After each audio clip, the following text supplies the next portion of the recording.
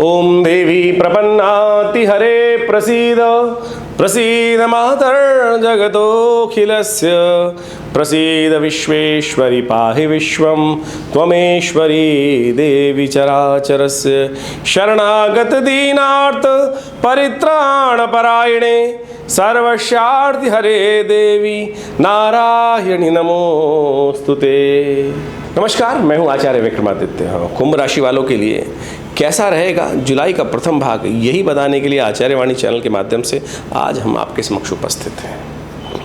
देखिए कुंभ राशि वालों, आपकी राशि के स्वामी हैं शनि महाराज, और शनि महाराज इन दिनों हो गए हैं वक्री और लग्न में ही आपकी राशि में ही स्थित हैं। ऐसे में वक्री ग्रह और शक्ति संपन्न हो जाता है। और यदि बाकी ग्रहों की स्थिति समझें तो पराक्रम भाव में स्वग्रही मंगल विराजमान है उनके पास, लेकिन शनि की दृष्टि वहाँ मंगल पर पड़ रही है, वक्र दृष्टि शनि के मंगल पर पड़ रही है। ऐसे में मंगल को मनाने की ज़रूरत है। मंगल की जो ताकत है उसको शनि कम कर रहे हैं। तो आप समझें शनि को विशेष तौर पे संभालने के लिए क्या किया, शनि को संभालना है और साथ साथ मंगल को भी संभालना है। तो बाई चांस इस जुलाई के आरंभ काल में कई ग्रहों का योग बड़ा विचित्र बना और कई योग परिवर्तन की तरफ जा रहे हैं और कई विशेष उत्सव पड़ रहे हैं। गुप्त नवरात्रि आरंभ हो रही हैं। इसके साथ साथ मंगल का जन्म दिवस भी पड़ रहा है। मंगल को शक्ति देने का अवसर पड़ रहा है। मंगल जो शनि महाराज दृष्टि मंगल पे डाल रहे हैं उसको कैसे ठीक करना है और कैसे उस प्रभाव को, जो पराक्रम का भाव है वो कहीं ना कमी कर रहे हैं, शनि कहीं ना कहीं आलस उत्पन्न कर रहे हैं, उसको कैसे ठीक करना है वो भी हम आपको समझा देते हैं। विद्यार्थियों के लिए तो बहुत ज़रूरी है। मंगल जो है विशेष तौर पर पुरुषार्थ का मालिक है और सही दिशा में दिखाता है, और ऐसे में पुरुषार्थ ही कम हो जाए तो कई दिशा में काम करने की स्थिति उत्पन्न थोड़ी कष्ट हो जाते हैं। सूर्य महाराज स्वयं बुद्धि वाले स्थान में विराजमान है शुक्र के साथ, और कई प्रकार के योग बन रहे हैं। तो ऐसे में जो ग्रहों की स्थिति रहेगी वो आप सिलसिलेवार तरीके से समझ लें क्या स्थिति उत्पन्न हो रही है।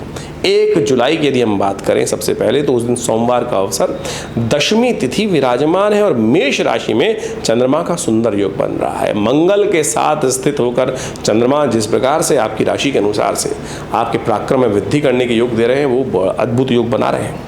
यहाँ चंद्रमा और मंगल की युति जो है वो शिव की आराधना करने को कहती है। सोमवार का अवसर है, शिव की आराधना करें, संपूर्ण रूप से कल्याण का योग बनेगा। साथ साथ भद्रा भी इस दिन विद्यमान है, ध्यान रखिएगा, लेकिन भद्रा सुबह 10:26 तक है। तो नए कार्यों को, नए प्रोजेक्ट को हाथ में लेने के लिए थोड़ा 10:26 का इंतजार कर लें। ये घड़ी निकल जाएगी तो फिर नए कार्यों में थोड़ा रुचि कर लीजिएगा, बहुत सुंदर रहेगा। लेकिन 10:26 के बाद तो अच्छा रहेगा। शिव को बनाएं, शिव की सुबह सुबह आराधना करें और पूरा दिन आपके नाम होने के योग बन सकते हैं। 2 तारीख की यदि हम बात करें, 2 जुलाई की मंगलवार का अवसर, एकादशी तिथि है और बहुत खास एकादशी है, योगिनी एकादशी का योग है। इस दिन बृहस्पति जो हैं वो चंद्रमा के साथ युक्त होकर उच्च के चंद्रमा का युक्त होकर योग बना रहे हैं। बृहस्पति महाराज के साथ चंद्रमा उच्च के होकर विराजमान हो जाएंगे 11:15 बजे के आसपास, 11:14 पे, इनफैक्ट 1 मिनट पहले ही। सर्वार्थ सिद्ध योग का सुंदर निर्माण रहेगा। ग्रहों की स्थिति बड़ी अनुकूल रहेगी। बृहस्पति महाराज चतुर्थ भाव में चंद्रमा के साथ, उच्च के चंद्रमा के साथ यदि विराजमान हो जाएं तो कहा जाता है कि बृहस्पति संपूर्ण रूप से लाभ देने के योग बना देता है। गोचर में इतना सुंदर योग आप देखें, बृहज केसरी योग, मंगल स्वग्रही, शनि स्वग्रही, और ऐसे में इन सब ग्रहों की स्थिति समझते हुए आप बहुत बढ़िया कार्य कर सकते हैं। लेकिन लाभ के योग हैं, लेकिन आप बने बनाए काम को लात भी मार सकते हैं, ये भी साथ साथ योग चल रहे हैं। तो ध्यान रखिएगा अपने अभिमान को, अपनी ठसक को। शनि महाराज जिद्दी के प्रतीक हैं और ये जो ठसक है ना, ये आपके बने बनाए काम पे लात मार के आने के लिए ये 3-4 दिन बहुत विशेष हैं। ध्यान रख लीजिएगा, अकड़ में मत रहिएगा। स्वाभिमान बहुत ज़्यादा, अहंकार नहीं, स्वाभिमान तो होना चाहिए, अहंकार नहीं होना चाहिए। ये ध्यान रखते हुए कार्य करें। उपाय की ज़रूरत है, भगवान विष्णु का उपाय, विष्णु की आराधना, भगवान विष्णु को सुबह सुबह चढ़ना जो है पंचामृत अर्पित करें और तिलक लगाएं और उनका पंचामृत चरणामृत जो है वो ग्रहण करें। कहा जाता है अकाल मृत्युहरणम सर्वव्याधि विनाशनम विष्णु पादुत्कम पित्वा पुनर्जन्म न विद्यते। तो इस सुंदर तिथि का लाभ लें। सर्वार्थ सिद्ध योग भी विद्यमान है, बहुत सुंदर रहेगा आपके लिए। 3 तारीख का अवसर, बुधवार का योग, द्वादशी तिथि और उसके ऊपर त्रयोदशी का आगमन, सुंदर प्रदोष का योग बन गया है। ये बहुत सुंदर है आपके लिए। बुध इन दिनों चल रहे हैं खराब, बुध छठे भाव में चल रहे हैं, जो आपको फक्कड़ बना रहे हैं, बनी बनाई स्थिति को खराब कर रहे हैं, गज केसरी योग का लाभ भी नहीं होने दे रहे हैं। तो बुध को कंट्रोल करने के लिए देखिए परमात्मा ने कितनी सुंदर व्यवस्था करी आपकी राशि को देखते हुए। बुध प्रदोष का योग दे दिया। सुबह सुबह भगवान शिव पर बिल्वपत्र अर्पित करें, ओम नमः शिवाय। और शाम के समय हो सके तो दही के द्वारा भगवान शंकर का अभिषेक करें, मट्ठे के द्वारा भगवान शंकर का अभिषेक करें। भगवान का संग ओम नमः शिवाय करते हुए या रुद्री सूक्त का पाठ करते हुए सुंदर तरीके से स्थिति को जाने मत दीजिएगा। बाकी सब ग्रह बहुत सुंदर हैं। यदि लाभ चाहते हैं तो अभी जो गजकेसरी योग है वो अगले दिन भी विद्यमान रहने वाला है, तो इसलिए थोड़ा ध्यान रखते हुए कार्य कर लीजिए, सुंदर होगा आपके लिए। 4 तारीख का अवसर, बृहस्पतिवार की तिथि और बृहस्पतिवार का वार है विश्व स्तर पर। और त्रयोदशी और चतुर्दशी का योग है। त्रयोदशी थोड़ी देर वृद्धि योग बना रही है, उसके बाद चतुर्दशी हो जाएगी, लेकिन चतुर्दशी क्षय हो रही है। साथ साथ भद्रा भी विद्यमान है, तो इस बात का ध्यान रखिएगा। नए कार्यों का आरंभ करने के लिए, मुहूर्त करने के लिए दिन कतई शुभ नहीं है। शुक्र वैसे ही अस्त चल रहे हैं।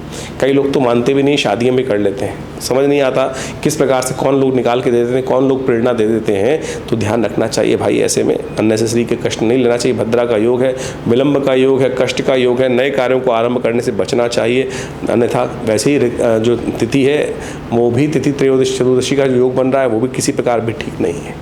तो ऐसे में विशेष तौर पर ग्रहों को शांत करने के लिए कुछ खास उपाय करें। मासिक शिवरात्रि है, शिव को मनाने से बढ़िया क्या है। शिव का आराधना करें, ओम नमः शिवाय का जप करें, भगवान शिव पर दूध से अभिषेक करें और ये आपके लिए शुभ योग बनाएगा। 5 तारीख का अवसर, शुक्रवार की तिथि, अमावस्या का योग है। शुक्रवार के युक्त अमावस्या, शुक्र उदय होने जा रहे हैं। एक ग्रह थे जो अस्त चल रहे थे और ये शुक्र का परिवर्तन होना आपकी राशि के अनुसार से बुद्धि को जगाने वाला रहेगा। ये बहुत अच्छा रहेगा। शुक्र ग्रह अस्त जब चल रहे हैं काफ़ी दिनों से, विवाह इत्यादि समस्त शुभ कार्य को उन्होंने विलंब कर रखा है, रोक रखा है। अब शुक्र भी उदय हो गए हैं और शुक्रवार के दिन उदय हो रहे हैं, तो आपकी राशि के अनुसार से बुद्धि में नया रास्ता, नया योग बनने के योग बन सकते हैं, नया रास्ता दिख सकता है। तो ऐसे में पूरी तरह से अलर्ट होकर काम करने का प्रयास कीजिएगा। हो सके तो खीर का दान करें, ब्राह्मणों को भोजन कराएं, क्योंकि अमावस्या है, शुक्रवार के दिन अमावस्या पड़ रही है। गौ पूजन भी कर सकते हैं। तो ये सब उपाय आपके लिए अच्छे रहेंगे, महालक्ष्मी कृपा प्राप्त करने वाले रहेंगे। शुक्र का उदय होना भी बड़ा महत्वपूर्ण रहेगा। 6 तारीख यदि हम बात करें तो उस दिन शनिवार की तिथि है और साथ साथ उस दिन प्रतिपदा है, आषाढ़ मास की प्रतिपदा का योग है। और ये विशेष तौर पर आप समझें, कर्क राशि में जो चंद्रमा का परिवर्तन होगा वो रात्रि में होगा और वो छठे भाव में चले जाएंगे। तो थोड़ा सा ध्यान रखते हुए कार्य करने की जरूरत है। खैर दिन में तो बहुत सुंदर योग है।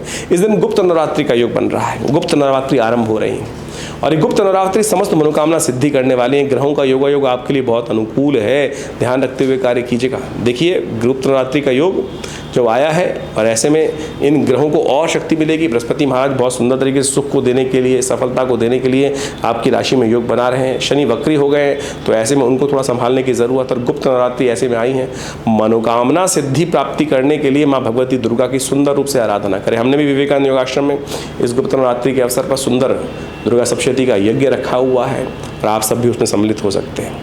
ये गुप्त नवरात्रि हैं। बाकी सारी नवरात्रि जो आती हैं, चैत्र की शारदीय नवरात्रि आती हैं, चैत्र की नवरात्रि आती हैं, वो पंप एंड शो के साथ चलता है, खूब गाजे बाजे के साथ चलता है। लेकिन ये गुप्त आराधना के लिए विद्यमान है, तो गुप्त रूप से आराधना कर मनोकामना सिद्धि का सुंदर योग बनाएं। और आश्रम में जो यज्ञ चल रहा है वो माँ भगवती दुर्गा जो का शिव विग्रह, जो 500 साल पुराना भगवती का चमत्कारिक शिव विग्रह है, आप भी उनका दर्शन कर इस यज्ञ में सम्मिलित हो सकते हैं। अद्भुत मनोकामना सिद्धि का योग बनेगा। 7 तारीख का दिन रविवार का अवसर है, द्वितीया तिथि है और उस दिन शुक्र जो है वो कर्क राशि में प्रवेश कर रहे हैं सुबह 4:30 बजे। ये शुक्र का परिवर्तन आपके लिए विजय की सूचना लेकर आ रहा है। लेकिन ध्यान रखिएगा, सामने वाला भी जो प्रतिद्वंदी है वो भी प्रबलता की तरफ बढ़ेगा, लेकिन आपको भी प्रबल रहना है। प्रबल शत्रु प्रबल विजय का योग आपकी राशि में बनता दिखाई दे रहा है।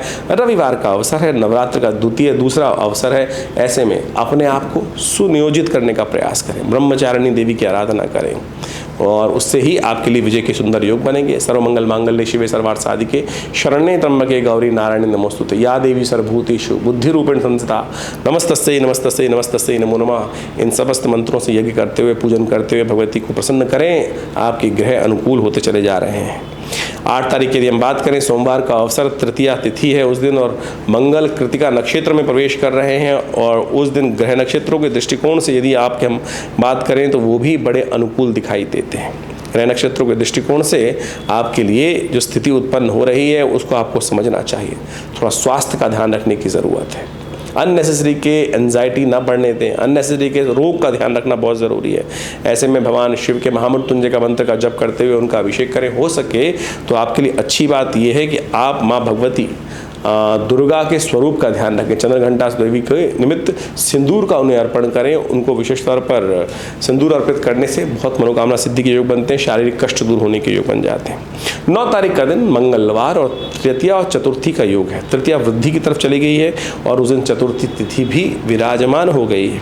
और ऐसे में चतुर्थी तिथि का विराजमान होने के कारण से जो ग्रहों का योग बन रहा है, अंगारक चतुर्थी का योग बन गया है। ये अंगारक चतुर्थी मनोकामना का सिद्ध करने वाली है। मंगल ग्रह पर, जैसा हमने आरंभ में कहा था कि शनि की दृष्टि पड़ रही है, तो मंगल को शुभ करने के लिए ऐसे में हनुमान जी का सुंदरकांड का पाठ करें, हनुमान जी की आराधना करें। ये बहुत शुभ रहेगी, आपके लिए कल्याण करने वाली रहेगी, मनोकामना सिद्ध करने वाली रहेगी। तो अवश्य पूजन का ध्यान करते हुए करें, बहुत सुंदर योग बनेंगे।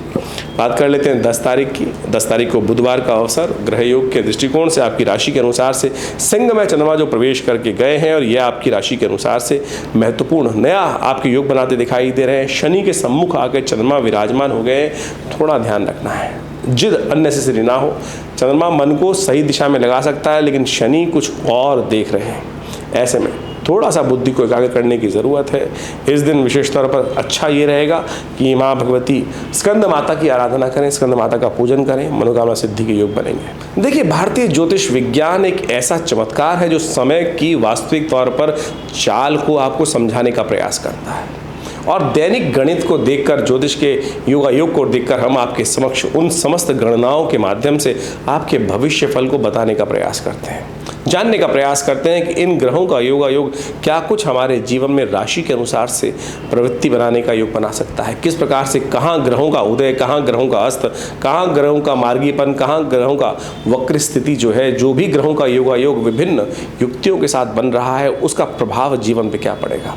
गोचर के दृष्टिकोण से ये परिवर्तन जो होता है वो हर व्यक्ति पे प्रभाव डालता है, लेकिन उसका प्रभाव उस प्रकार से होता है कि जैसा उसकी मूल जन्म पत्री में जन्म के समय जो जलग्न इत्यादि है, उसके प्रभाव से उस गोचर के मिश्रित प्रभाव को समझकर उसको हर व्यक्ति के जीवन में उसको समझने का प्रयास करना चाहिए।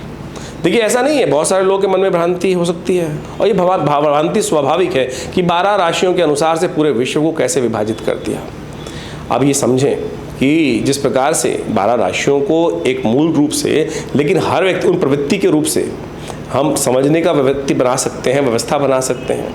तो आप समझें कि मूल जन्मपत्री सबसे विशेष है, लेकिन फिर भी राशि के अनुसार से गोचर का प्रभाव बहुत महत्वपूर्ण होता है। अगर मूल जन्मपत्री के साथ जन्मपत्री के विषय को समझते हुए, व्यक्ति के प्रवृत्ति को समझते हुए, व्यक्ति के ग्रह योग जो भी उसकी कुंडली में बैठे हैं, चाहे राजयोग हैं, चाहे वो विभिन्न प्रकार के शुभ अशुभ योग हैं, उसको भी समझकर यदि जातक को समझाने का प्रयास किया जाए, उसके जीवन को देखा जाए, तो बहुत महत्वपूर्ण ज्योतिष परिवर्तन का प्रतीक बना सकता है और लाभ की स्थिति उत्पन्न कर सकता है। फिर भी गोचर का दृष्टिकोण से हम राशि के अनुसार से जो प्रभाव आपको बता रहे हैं वो भी बहुत महत्वपूर्ण है और अपना प्रभाव दिखाता है। और हमने प्रत्यक्ष रूप से देखा है कि हजारों लोगों को जीवन में इससे लाभ भी होता है। तो आप किसी विचित्र विडंबना में ना फंसें, लोगों के कहने में ना आए। ज्योतिष प्रत्यक्ष है, लाखों वर्षों से भारतीय संस्कृति और विभिन्न मानव संस्कृति ने इसका लाभ उठाया है। विभिन्न शोध भारतीय संस्कृति का चमत्कार है जो समय को पहचानने में, समय को के अनुसार से व्यक्ति को कार्य करने की तरफ प्रेरित कर सकता है, सही समय का चुनाव कर सकता है। और जो व्यक्ति बुद्धिमानी के द्वारा सही वक्त का चुनाव कर लेते हैं, सही वक्त को समझ लेते हैं, उनके वारे न्यारे हो जाते हैं और जीवन में शुभ लाभ के योग बन जाते हैं, कल्याण के योग बन जाते हैं। आज व्यक्ति मॉडर्न वैज्ञानिकता की तरफ चल रहा है और उसको भी भविष्य जानने के लिए आधुनिक चीज़ों का उपयोग करता है। आप गूगल का उपयोग करते हैं, क्या आपको बताता है कि रास्ता आगे कहाँ जाम है, कहाँ नहीं जाम है, लेकिन फिर भी आप पहुँचते हैं तो कई बार वो गूगल भी गलत हो जाता है। तो कहीं ना कहीं उसने साइंटिफिक पैरामीटर्स पे काम किया, एनालिसिस किया डाटा को, लेकिन फिर भी उसकी गणनाएं भी गलत हो जाती हैं। और आप समझें जो भविष्य की दिशा है, क्योंकि भविष्य, ग्रहयोग, वर्तमान सब परिवर्तनशील है। ऐसा कुछ भी नहीं है कि जो स्टैटिक है, सब कुछ परिवर्तन की तरफ जा रहा है, सब कुछ आगे हर पल हर क्षण बदल रहा है। और वो बदलाव इतना तीव्र भी होता है और इतना क्षणिक भी होता है और इतना दीर्घ लंबा भी होता है कि जिसका कई बार परिवर्तन बहुत महत्वपूर्ण सामने आ जाता है और कई बार इतना स्वाभाविक होता है कि व्यक्ति को पता भी नहीं चलता। तो आप समझें ज्योतिष विज्ञान, इसका मुझे एग्जाम्पल देने का उदाहरण देगा, केवल मतलब ये था कि हर चीज़ परिवर्तनशील है। पूरे विश्व में भविष्य को जानने का, आगे वाली स्थिति को जानने की लालसा हमेशा रही है और ज्योतिष विज्ञान उस पर 100% सही बैठता है। मेरी गणना है, किसी ज्योतिषी की गणनाएं गलत हो सकती हैं, लेकिन ज्योतिष विज्ञान की गणना गलत नहीं हो सकती। और हमने अपने इस आश्रम के माध्यम से, अपने गुरुजन के माध्यम से सहयोग लेते हुए इस विज्ञान को अच्छे से समझने का प्रयास किया। और मैं तो अभी अपने आप को छात्र ही मानता हूँ। मैं तो सही हर रोज़ कुछ नया सीखने का प्रयास करता हूँ, कुछ बताता हूँ, कुछ अनुभव करता हूँ, और उसमें जब एनालिसिस आता है तो उसमें कुछ अगर त्रुटि रहती है तो उसको नित्य प्रति परिवर्तन की तरफ जाने का प्रयास करता हूँ और समझता हूँ, सीखता हूँ। और ये जब तक प्रवृत्ति व्यक्ति के अंदर नहीं रहेगी तब तक वो उस शास्त्र को नित्य प्रति चेंज की तरफ नहीं ले जाएगा, तब तक उसका विकास संभव नहीं है। ज्योतिष विज्ञान का विकास भी इस प्रकार से हर व्यक्ति के अनुसार से हमें समझने की आवश्यकता पड़ती है। बहुत सारी जन्म पत्रियाँ देखते हैं हर रोज़ और उनके अनुसार से उन सिद्धांतों को देखते हैं, लेकिन चमत्कार है, बिल्कुल है। बहुत सारे लोगों के जीवन में हमने इस परिवर्तन से ज्योतिष विज्ञान के माध्यम से लाभ उठाते देखा है। अरबों लाखों लोगों ने इस विज्ञान का लाभ पता नहीं कितनी सदियों से लिया है। तो आप भी इसके साथ जुड़े, समझें, और आपके जो मन में प्रश्न चल रहे हो आप हमें व्हाट्सएप के माध्यम से भेज सकते हैं। हम प्रयास करेंगे आपके प्रश्नों को समाधान देने का प्रयास करें। लेकिन बहुत सारे लोग हमारे साथ इस कार्यक्रम में जुड़े होते हैं, लाखों लोगों के प्रश्न आते हैं, और आप भी देखते होंगे चैनल्स पर लगातार जो कमेंट बॉक्स है उनके एक साथ कमेंट आ रहे होते हैं। तो हमने उसकी एक व्यवस्था बनाई है कि आप आश्रम पे संपर्क साध कर और विवेकानंद योगाश्रम से जुड़ सकते हैं, अपने निजी संपर्क को भी साध सकते हैं, और यहाँ होने वाली विभिन्न गतिविधियों के साथ भी जुड़ सकते हैं। हमारे इस आश्रम में हर समय कुछ ना कुछ नई गतिविधि चलती रहती हैं, बहुत सारे व्यवस्थाएं चलती रहती हैं। नित्य प्रति 8 घंटे यज्ञ, माँ भगवती दुर्गा का यज्ञ, विभिन्न ग्रहों का यज्ञ, विभिन्न मंत्रों का यज्ञ, विभिन्न विशेष तौर पर मंत्रों का यज्ञ, जो वैदिक मंत्र है, महामृत्युंजय इत्यादि मंत्रों का यज्ञ समय समय पर चलता रहता है, और उस सब का निमंत्रण हम आपको देते भी रहते हैं। अभी इसी समय में गुप्त नवरात्रि का सुंदर योग बन रहा है, और ये गुप्त नवरात्रियाँ बहुत विशेष हैं, मनोकामना सिद्धि के लिए अद्भुत हैं। और हमारे आश्रम पे तो माँ भगवती दुर्गा का जो चमत्कारिक शिव विग्रह अनादिकाल से सुंदर रूप से चमत्कारिक शिव विग्रह जो यहाँ उपस्थित है वो तो अद्भुत है, चमत्कार से परिपूर्ण है। लाखों लोगों ने उनके दर्शन कर कर अपनी मनोकामना सिद्ध करी है। आप भी उनके सानिध्य में बैठकर इन नवरात्रों के अवसर पर, गुप्त नवरात्रियों के अवसर पर गुप्त मनोकामनाएं पूर्ण करने के लिए चुपचाप उनके सानिध्य प्राप्त करें, उस यज्ञ में भाग लें। देखिएगा परिवर्तन का सुंदर योग बनेगा। यज्ञ में भाग लेने के लिए आप आश्रम की गतिविधि के साथ जुड़ सकते हैं और लाभ ले सकते हैं।